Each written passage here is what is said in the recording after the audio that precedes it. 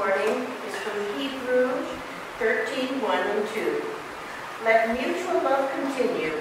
Do not neglect to show hospitality to strangers, for by doing that, some have entertained angels without knowing it. The second reading is Luke 14:1, 7 through 14. On one occasion, when Jesus was going to the house of a leader of the Pharisees to eat a meal on the Sabbath, they were watching him closely. When he noticed how the guests chose the places of honor, he told them a parable. When you are invited by someone to a wedding banquet, do not sit down at the place of honor, in case someone more distinguished than you has been invited by your host. And the host who invited both of you may come and say to you, give this person your place, and then in disgrace you would start to take the lowest place. But when you are invited, go and sit down at the lowest place, so that when your host comes, he may say to you, friend, move up higher. Then you will be honored in the presence of all who sit at the table with you. For all who exalt themselves will be humbled, and those who humble themselves will be exalted. He said also to the one who had invited him, when you give a luncheon or a dinner, do not invite your friends or your brothers or your relatives or rich neighbors, in case they may invite you in return, and you would be repaid. But when you give a banquet, invite the poor, the crippled, the lame, and the blind, and you will be blessed, because they cannot repay you, and you will be repaid at the resurrection of the righteous.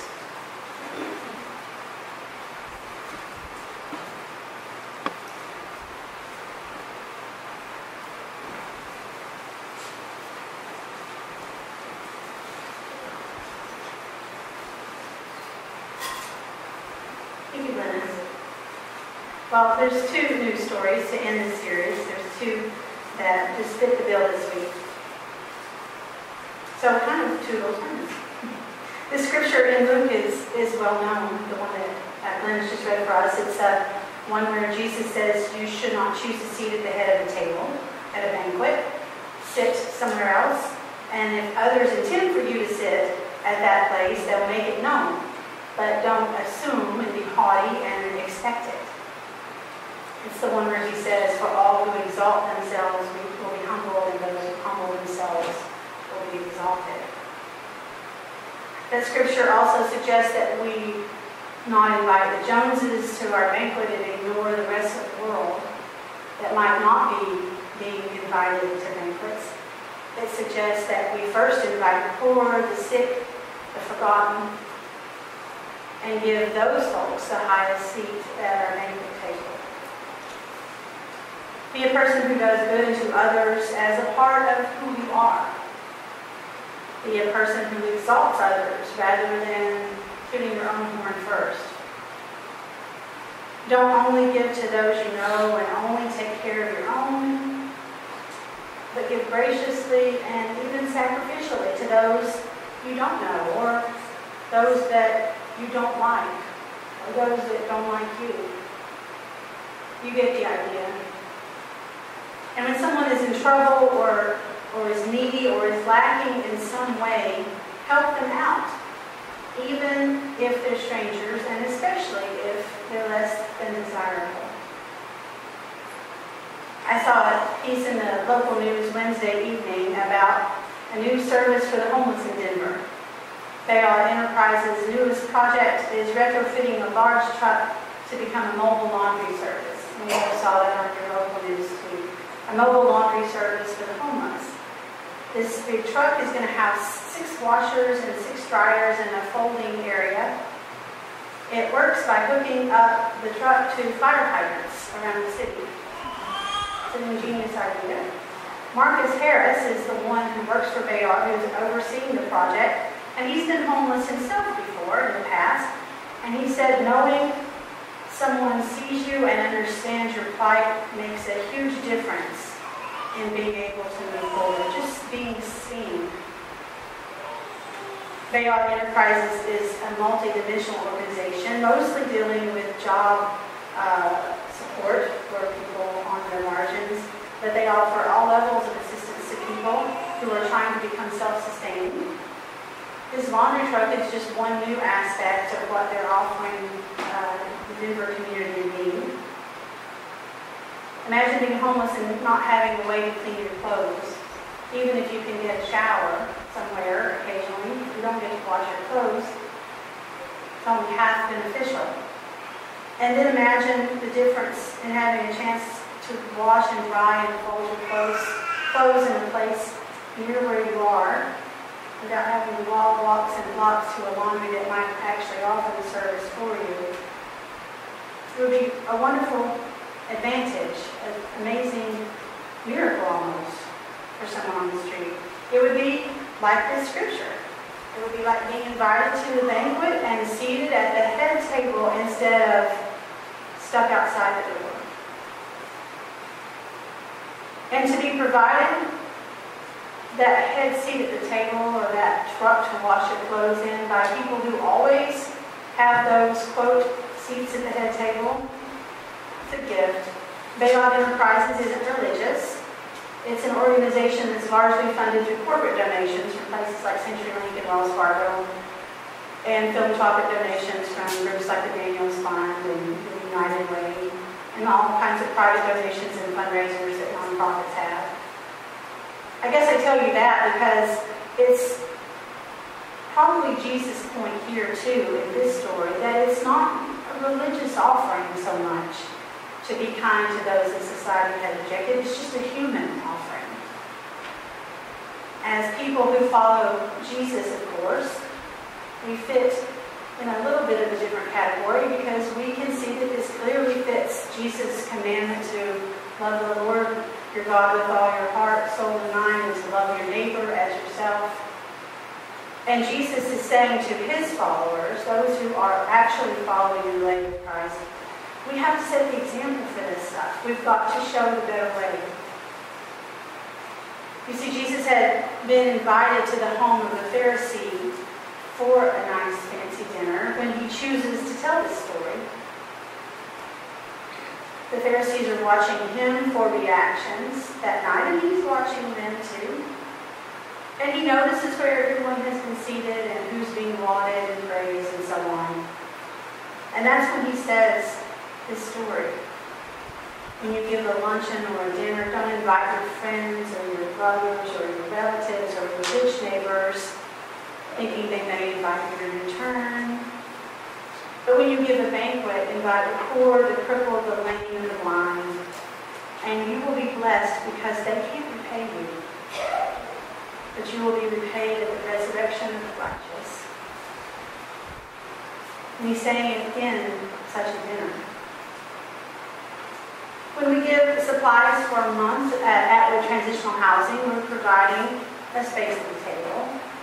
When we help organizations like Hope in Longmont provide meals for the homeless, we're providing a space at the table. It's important, though, for us to be sure that we're not taking a better space for ourselves and we're willing to give to others.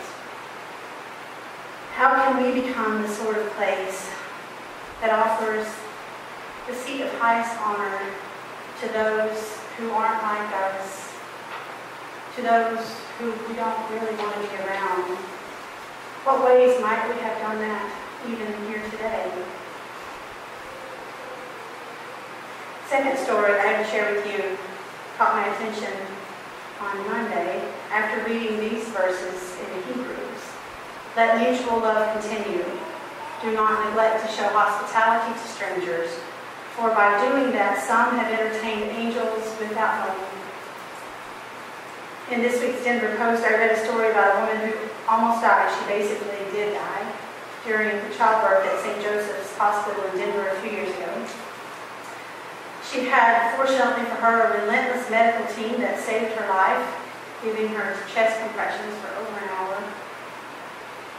And in the course of all her recovery and in the moment of need itself, she received an enormous amount of blood through transfusion. She received over 270 units in all. Yeah. And thank goodness she and her infant daughter did survive. And she had a chance to tell her story and share her thoughts and thank some people who voluntarily give blood all the time, some who probably indeed saved her life that day. She speaking at an event sponsored by the Bonfils Blood Center to give tribute to those who voluntarily give blood. An event for donors who give a lot or just a few times, or maybe someone who had given only once and in fact saved her life that day. Cassidy Smith became a living miracle that day when she gives a testimony to the real power of blood donation and the lives it changes every day. When we do something as simple as give the gift of life through blood donation, if we're able to give, not all of us can, we offer people we don't know and probably never will know a chance at life. Again, a simple and actually fairly secular and profound way we can allow someone else in need a metaphorical head seat at a banquet table. It's a way we can serve their needs and not hold on to all we have ourselves. It's a way to be selfless. It's a way to entertain angels without knowing it, as the scripture says. It's a way to also live into that great commandment that Jesus spoke of more than once. Always love your neighbor as yourself. There are many other ways to be selfless givers, of course. We could take a poll in the room and probably come up with as many different ways to give selflessly as there are people here. Some of us are better at giving selflessly than others. Many of you amaze me in your ability to give selflessly over and over again. Some of us are not quite as selfless. Perhaps life has caused us pain and we've been broken by others to whom we gave selflessly at one time. And so when we pick up broken pieces of our lives, we don't maybe trust as easily, we don't give as fully, and we find it sometimes difficult to love. But Jesus could not have been a better example for us in how we should really act in these sorts of situations. The Jesus who was broken and beaten and dying on a cross, that Jesus did not spit upon those who broke him. No, that Jesus said instead, words you know, Father, forgive them, for they don't know what they're doing. Jesus offers us in that act of forgiveness and reconciliation the best example of how to begin living selflessly and thereby showing the best of what God's love is and what spreading God's love can do. God calls us to offer ourselves selflessly to a world in need. And God calls us to create the promised land, not somewhere in the distance, but here and now. It's not in some heaven light years away, but here and now that we're called to be creators of a promised land, a peaceable kingdom, the beloved community. These two stories this week are just some drops in the bucket of an ocean of examples of people that are giving themselves to make the world a better place and to make someone's life a little easier. It can begin as simply as going to a blood drive or perhaps hosting a blood drive here. It can mean helping out a stranger. It could mean inviting someone that has not been invited in before and giving them the best that we have to offer. May we go forward from this place today, trying to be those who invite the world to the best seats at God's table, to pulling out the chairs for those in need and scooting them up to a banquet of tremendous proportion. May we go forward today serving the world selflessly but with abundant love. Amen.